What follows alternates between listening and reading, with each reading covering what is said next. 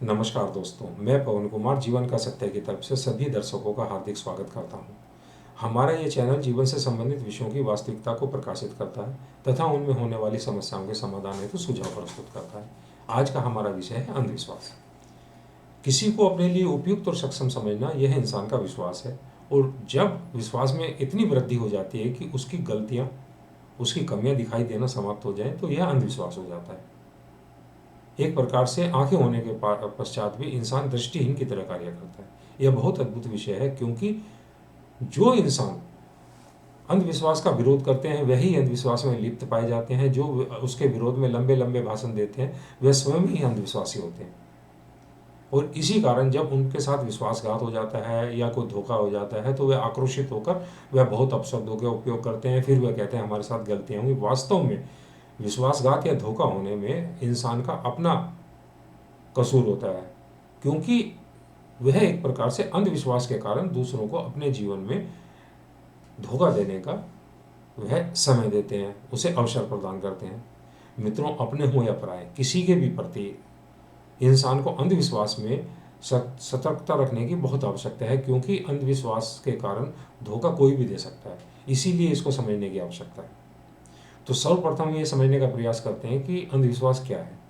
यदि इंसान अपनी संतान को भी आवश्यकता से अधिक बिना कारण ज्ञात किए हुए धन उपलब्ध करा देता है, उसकी शिक्षा पर ध्यान देना बंद कर देता है, वह समझता है कि यह सब कुछ अच्छा चल रहा है, तो यह उसका अंधविश्वास है। यदि अपनों को हम बहुत अधिक अधिकार प्रदान कर देते हैं, वे हमारे जीवन में किसी प्रकार का दखल दे सकते हैं, तो वह हमारा उनके प्रति अंधविश्वास है। यदि हम किसी अपनों को, मित्रों को या किसी पराये को भी बिना गारंटी के अधिक धन उपलब्ध करा देते हैं, तो यह हमारा उनके प्रति अंधविश्वास है। हम किसी को अपने भेद बताकर उसे गुप्त रखने के लिए कहते हैं, तो यह हमारा उसके प्रति अंधविश्वास है। यदि कोई व्यवसायी कोई अपना व्यवसाय किसी कर्मचारी या किसी अन्य इंसान को सौंप कर समझ लेता है कि यह उसका व्यवसाय को बहुत अधिक सक्षम बना देगा और अच्छे प्रकार से, भली प्रकार से चलाएगा, तो यह हमारा अंधविश्वास है। जो इंसान ये साधु संतों के और ये एक प्रकार से जो धर्मशास्त्रियों के पास जाकर यह समझ लेते हैं कि इनके आशीर्वाद से हमारा जीवन सक्षम हो जाएगा, या जो ज्योतिष और तांत्रिक हैं इनके जादू टोने टोटके से हमारा जीवन सफल हो जाएगा, इनसे हमारी समस्या समाप्त हो जाएंगी, ये हमारा अंधविश्वास होता है। हम जब कोई भी कार्य बिना सोचे समझे निर्णय लेते हैं तो हमारा अंधविश्वास होता है। इसके जो कारण हैं, क्योंकि बिना कारण तो इंसान भोजन भी नहीं करता, भोजन करने के लिए भी उसे भूख होनी आवश्यक है। तो इसीलिए क्या है कि जब इसके जो कारण हैं अंधविश्वास के, जैसे हम किसी पर विश्वास करते हैं तो उसमें भी हमारा स्वार्थ और लोभ होता है कि हम उसे समझते हैं कि यह हमारी सहायता कर सकता है, हमारे स्वार्थ पूर्ति कर सकता है, इसलिए हमारे लिए उपयुक्त है। और जब इसके हमारे विश्वास में अत्यधिक वृद्धि होती है तो हमारे स्वार्थ और लोभ में भी वृद्धि होती है। और जब हम उससे अंधविश्वास करते हैं तो एक प्रकार से हम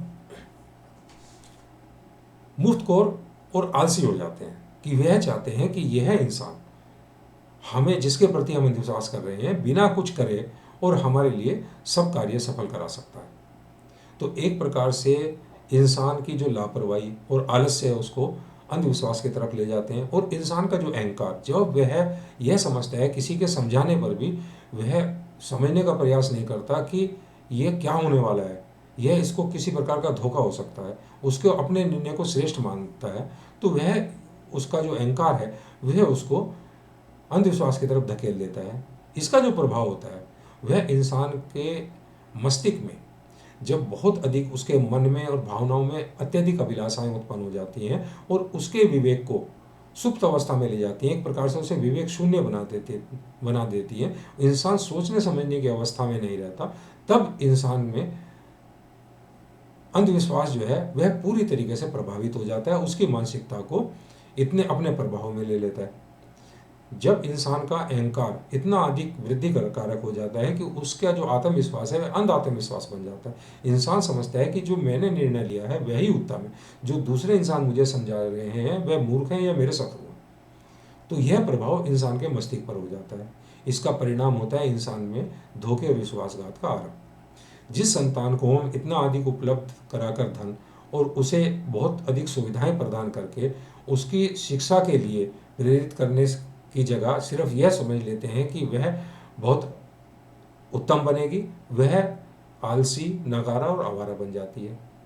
जो हम यह समझ लेते हैं कि हमारे जो अपने हैं उन्हें जो अधिकार दिए हैं उसके कारण वह हमारी सहायता करेंगे, वह लूटना आरंभ कर लेते हैं, उसकी संपत्ति हड़प जाती है। जिनको हम बिना गारंटी धन उपलब्ध कराते हैं उस धन की वापसी की भी गारंटी समाप्त हो जाती है।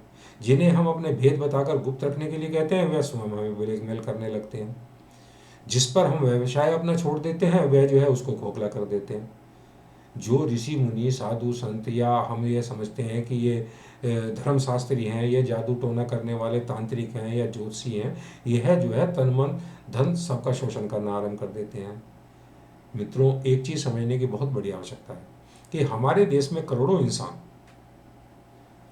वह बिना कुछ कर्म किए, बिना कोई कार्य किए, भीख और दान के बल पर और मूर्ख बनाकर एक प्रकार से अपना जीवन यापन कर रहे हैं। करोड़ों इंसान, हमारी लाखों करोड़ की संपत्ति जो है प्रतिवर्ष उनके अधिकार में चली जाती है। इसीलिए हमारी अर्थव्यवस्था खराब होती है। इसके लिए सर्वप्रथम इंसान को अंधविश्वास के लिए जो समाप्त करने के लिए उपाय है, अपना विवेक जागृत करने की बहुत आवश्यकता होती है। विवेक जागृत करने का अर्थ है कि जो भी कार्य करो वह सोच समझ कर करो। सर्वप्रथम जो है, यदि हम कोई भी कार्य करते हैं तो उसके परिणाम की चिंता करना बहुत आवश्यक है कि इसका वास्तव में परिणाम क्या होगा। अच्छा परिणाम नहीं, बुरा परिणाम, कि इसमें कितना बुरा हो सकता है। जैसे एक विद्यार्थी जब वह सोच लेता है कि इसका परिणाम जो है मेरी शिक्षा का, मैं फेल हो सकता हूँ, जब वह फेल को याद रखता है तो वह जागरूक हो जाता है शिक्षा के प्रति, सावधान हो जाता है और पास हो जाता है। परिणाम जो है, जिसका हम परिणाम देख लेते हैं तो वह हमें जागरूक करता है और सावधान करता है। और जब हम इन जागरूक और सावधान होते हैं तो कोई हमें हानि नहीं पहुंचा सकता, ना हमें धोखा दे सकता है। और जब विवेक कार्य करता है तो हमारा अंधविश्वास समाप्त हो जाता है। जो इंसान हमारी आलोचनाएं करते हैं तो हमें आवश्यक है कि उनकी आलोचनाओं को समझना, क्योंकि उस आलोचनाओं में मात्र बुराई नहीं, हमें सावधान करने की उनकी एक प्रकार से इच्छा भी हो सकती है, अभिलाषा होती है कि वह हमें सावधान करें। और यदि वह हमें सावधान कर रहे हैं तो हम सावधान होने से हम धोखे से बच सकते हैं। तो इसीलिए किसी की आलोचनाओं को अनदेखा करना बहुत गलत है। मित्रों, इंसान अपने विवेक से जब कार्य लेता है, जब वह दूसरों की भी सुनता है, उनको समझता है, तभी वह किसी प्रकार के धोखे से बच सकता है, किसी से सलाह करके भी बच सकता है। किसी पर विश्वास करना वह एक उत्तम है, मगर परंतु विश्वास की एक मर्यादा होती है। जैसे ही हम मर्यादा को लांघते हैं तो हम अंधविश्वास की तरफ चल देते हैं और अंधविश्वास जो है हमें विश्वासघात की तरफ ले जाता है। इसीलिए आवश्यकता है कि इंसान को अपने विवेक से कार्य लेना और अंधविश्वास से बचना। अंधविश्वास किसी के भी प्रति हो, चाहे वह अपना हो या पराया हो, क्योंकि संसार जो है वह परिवर्तनशील है। जो इंसान आज अच्छा है उसकी आवश्यकता उसे किसी समय भी खराब बना सकती है, एक ईमानदार को बेईमान बना सकती है। इसीलिए सदैव सावधानी बहुत आवश्यक है कि जो आज अच्छा है वह कल खराब हो सकता है, वह लूट कर खा सकता है।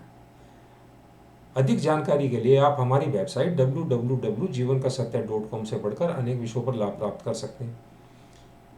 आपको यह हमारा कार्यक्रम पसंद आता है तो आप इसे लाइक करें, शेयर करें, हमारे चैनल को सब्सक्राइब करें और बेल आइकन दबाएं ताकि आने वाले वीडियो की सूचना आप तक पहुंच सके।